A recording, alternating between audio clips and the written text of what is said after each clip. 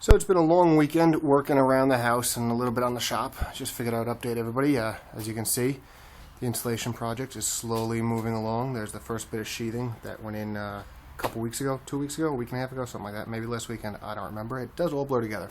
But here is what I did this weekend. I can remember 2 days ago. I framed out these windows.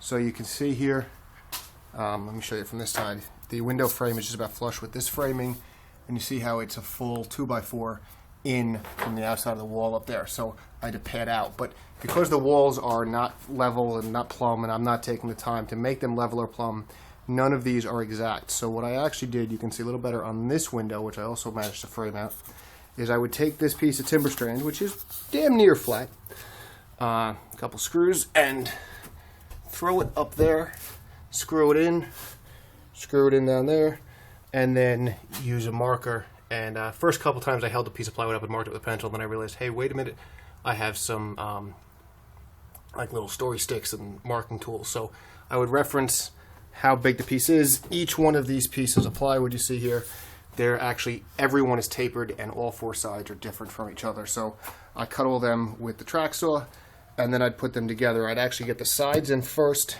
and they're all pocket screwed. No need for fancy joinery here. And then I would cut this bottom one. The bottom one is also pocket screwed, that you can't really tell from here.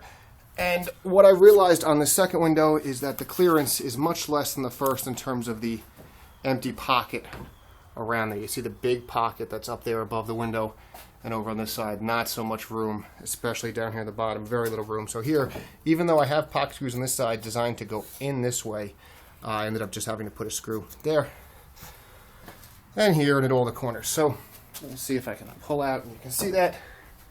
So that's the window framed out.